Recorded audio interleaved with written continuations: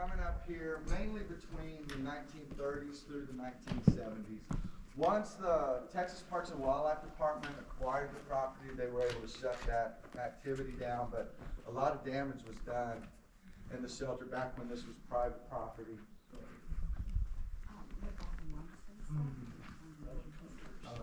Digging up holes.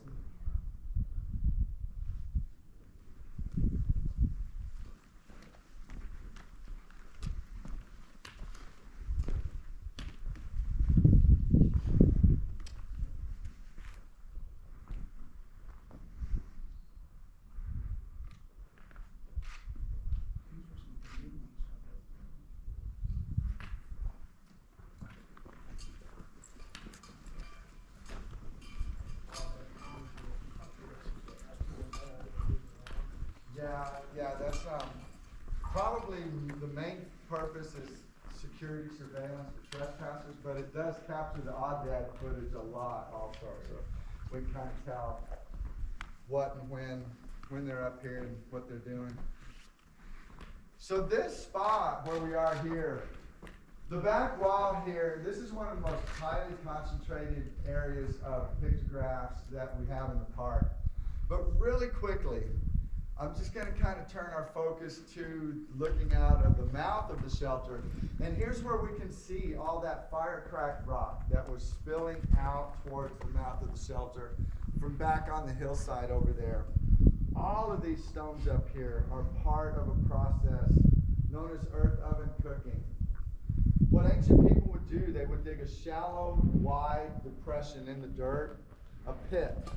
They would then bring up large limestone blocks, probably about as big as a person could carry, put those in the pit, and then put a lot of firewood in the pit also, and set the wood on fire. And they would allow the fire to burn until there was pretty much nothing left of the wood but hot coal and ash. And by that time, the limestone blocks were hot. Anywhere between 500 to 900 degrees Fahrenheit, they could get the limestone blocks to those temperatures.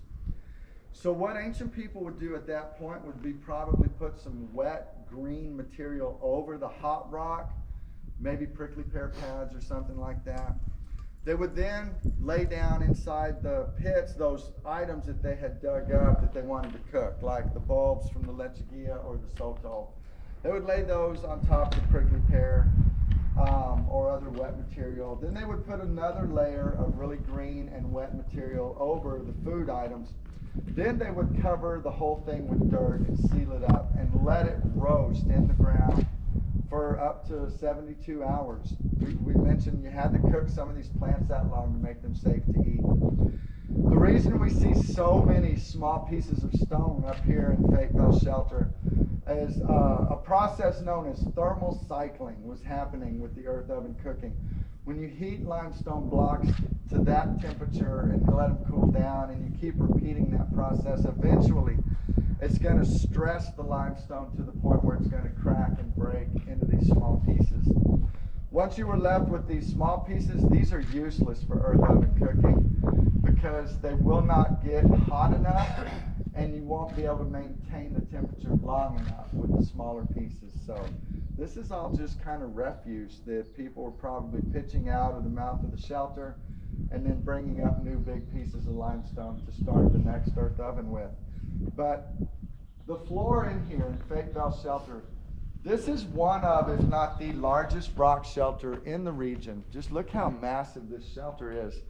The floor level, from archaeological excavations, they've been able to determine goes down between the surface and the very bedrock of the shelter.